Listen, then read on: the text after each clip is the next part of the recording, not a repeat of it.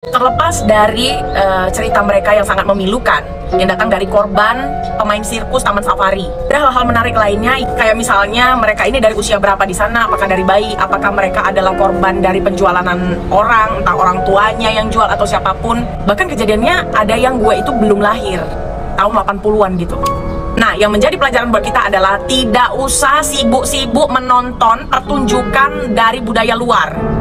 Sirkus itu kan bukan budaya Indonesia, lebih bagus kalian nonton wayang, nonton pertunjukan-pertunjukan budaya Indonesia gitu loh.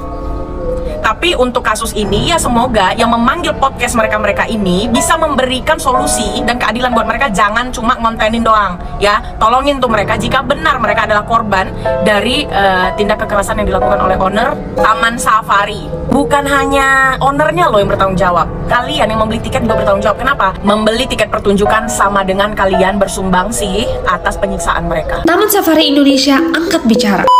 Setelah sejumlah pemain dari Oriental Circus Indonesia melaporkan dugaan eksploitasi dan kekerasan yang mereka alami sampai udah diundang ke berbagai podcast, akhirnya kita bisa dengar respon dari Taman Safari Indonesia yang awalnya dikabarkan gak mau dilibatkan dengan Oriental Circus Indonesia. Ini dia yang sekarang agak bikin bingung, karena pihak Taman Safari mengeluarkan berbagai bukti yang menunjukkan tuduhan-tuduhannya itu gak nyata. Ada foto masa kecil yang mengaku para korban ini terlihat sangat bahagia. Ada bukti ijazah yang menunjukkan bahwa mereka ternyata sekolah, dan katanya kenapa nggak diungkap dari mana mereka berasal, itu karena mereka diambil dari Kalijodo, panti asuhan yang menaungi berbagai anak hasil pelacuran. Pas ditanya kenapa bisa seramai sekarang, mereka mencurigai bahwa ada satu pihak yang manasin para ex pemain sirkus ini untuk akhirnya bisa mendapatkan sejumlah uang.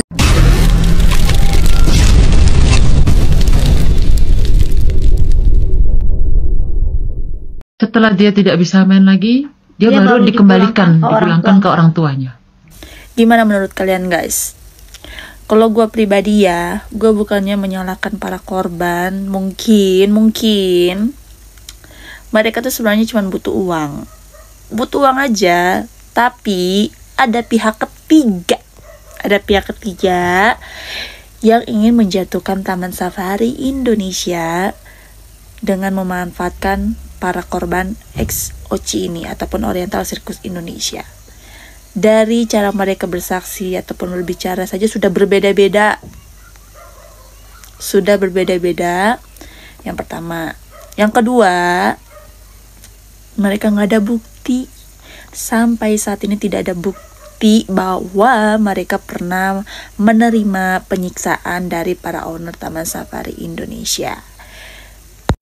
So, gue harap dengan sangat-sangat kepada para netizen yang masih teriak boikot Taman Safari, tutup aja Taman Safari dan segala macam, stop. Be smart guys, be smart. Jangan sampai karena kebodohan kalian akhirnya yang menjadi korban adalah para karyawan dan juga para soto-soto yang ada di Taman Safari Indonesia. Karena keegoisan kalian, para karyawan harus kehilangan pekerjaan. Deddy Mulyadi minta dugaan eksploitasi ex mantan pemain sirkus Taman Safari diusut secara tuntas. Pemerintahan Provinsi Jawa Barat prihatin dengan kasus dugaan kekerasan dan penganiayaan yang dialami oleh pemain atau mantan pekerja sirkus di Taman Safari Bogor. Kasus ini diminta diusut tuntas. Pemprov tidak akan mentoleransi tindakan yang melanggar hak asasi dan mencederai hal nilai kemanusiaan. Kami juga menyampaikan rasa simpati yang tinggi terhadap dugaan kekerasan terhadap para pegawainya, khususnya pekerja sirkus di Taman Safari Bogor, ungkap Gubernur Jawa Barat Deddy Mulyadi. Jadi, bagaimana tanggapan kalian? Tinggalkan komentarnya di bawah. Ini wakil rakyat atau wakil orang kaya? Gue ulangin sekali lagi tuh. Ahmad Sahroni minta para pemain sirkus yang alami penganiayaan dan eksploitasi supaya duduk bersama dengan pemilik Taman Safari untuk diselesaikan secara kekeluargaan. Jir, eksploitasi anak umur 5 tahun, ya kan, udah disuruh main sirkus bla bla bla bla dan disuruh duduk bersama untuk diselesaikan secara kekeluargaan. Gak usah cari kesalahan, itu gak bener. Duit anggaran kagak ada, penyelidikan, urusin khusus sirkus. Duit anggaran tidak ada, urusin khusus sirkus.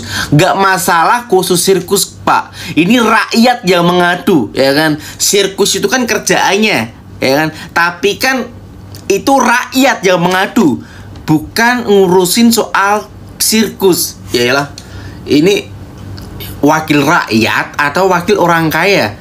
Kenapa kalau rakyat mau mengadu sesuatu yang memang benar-benar itu jelas di depan mata, ya kan, bukti dan faktanya sudah ada di depan mata, tapi kenapa seolah-olah pemerintahan itu tidak melihat apa-apa dan menganggap itu masalah kecil? Ya emang masalah kecil, gak perlulah ya negara sampai mengusut, itu gak penting. Karena apa? Anggarannya tuh lebih enak masuk ke kantong. Gak ada lah anggaran khusus sirkus. Khusus sirkus tuh gak usah diurusin. Lebih baik anggarannya masuk kantong buat keluarga, buat nyenengin anak, buat beliin fasilitas apa-apa buat anak, ya. Negara gak perlu lah ya kayak gini lah ya. Semoga ibu-ibu dan bapak-bapak udah nggak usah diperpanjang lagi ya, karena pelanggaran HAM di sini menurut mereka tuh nggak penting. Eksploitasi anak menurut mereka tuh nggak penting, masalah kecil diselesaikan secara keluarga ya. Yang kedua, Deddy Mulyadi berharap peristiwa tersebut dapat diusut tuntas baik dari sisi hukum pidana maupun ketenaga kerjaan. Jika ada unsur pidana, proses hukum harus berjalan. Jika ada perlanggaran undang-undang ketenaga kerjaan, itu pun harus ditindak sesuai aturan. Pemprov juga mengapresiasi langkah berbagai pihak yang telah melakukan klarifikasi atas kasus tersebut, termasuk jajaran pengacara dan Komisi 3 DPR RI terang Deddy Mulyadi. Menurut Deddy Mulyadi, kolaborasi lintas pihak menjadi kunci untuk memberikan keadilan pada korban. Pemerintah, psikologis, dan pekerja di tempat sebagai bentuk kepedulian. Gubernur akan menemui langsung keluarga korban dari pihak manajemen Taman Safari Bogor untuk menggali keterangan yang lebih lanjut terkait insiden tersebut. Jadi, bagaimana pendapat kalian? Silahkan tulis komentarnya di bawah. Dengan kasus yang lagi viral, penyiksaan yang diduga dilakukan oleh Pak Frans dan teman-teman terkait dengan para Oci dan kawan-kawan, yaitu mereka yang dulunya ada di Taman Safari, yang kelompok-kelompok sirkus dan lain sebagainya. Jadi satu hal di sini bahwa kita mendoakan untuk segera ditemukan titik terang atas segala perbuatan yang menimpa teman-teman yang dulu pernah ada bergabung di Taman Safari. Tetapi saya mengimbau kepada seluruh masyarakat juga bahwa itu kejadian yang dulu telah terjadi. Nah, sekarang ini ada karyawan yang bekerja itu ratusan orang di Taman Safari. Dan mereka pun memiliki keluarga, anak yang harus dibiayai. Jadi mari kita menanggapi hal ini dengan bijak. Jangan sampai kita memboikot ini, kemudian para karyawan ini menjadi dampak daripada ini. Karena mereka yang masih bekerja di sana tidak terkait dengan masalah yang pernah ditimbulkan sebelumnya. Jadi mungkin dengan bijak, karena kalau Taman Safari juga tidak beroperasi, karyawan ini juga tidak bisa mendapatkan gaji untuk keluarga mereka. Kemudian bagaimana kita juga bisa melihat kalau tidak ada operasional di sana, hewan-hewan yang ada di sana mau dikasih makan apa? Sehingga kalau boleh mari kita memakai kacamata yang netral, melihat dua sisi. Kita sama-sama angkat kasus ini, kita sama-sama up perihal ini untuk segera ditelusuri motif yang dilakukan dan apakah benar ini dilakukan oleh mereka sehingga mereka mendapatkan keadilan. Nah, oknum-oknum ini yang perlu ditelusuri. Tetapi khusus buat Taman Safari, di sana pun ada karyawan. Dan kalau kita benar-benar sampai memboikot ini, terus karyawan-karyawan ini makan apa? Jadi jangan sampai kita menyelesaikan masalah dan menimbulkan masalah baru untuk karyawan-karyawan yang ada di Taman Safari.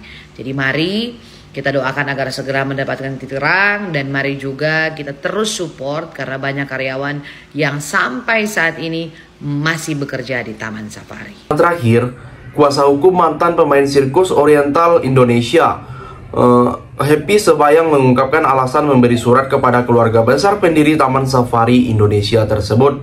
Menurutnya, pendiri OCI Hadi Manansang sudah meninggal dunia. Kelompok itu kemudian hari menjadi cikal bakal berdirinya Taman Safari. Ia mengatakannya saat rapat dengan pendapat Komisi 3 DPR RI dengan mantan pemain sirkus OCI, sehingga pihak Taman Safari Indonesia Jadi, sampai di sini bagaimana tanggapan kalian? Tinggalkan komentar di bawah sebanyak-banyaknya. Saya dari channel YouTube Segudang TV, pamit. Sampai jumpa.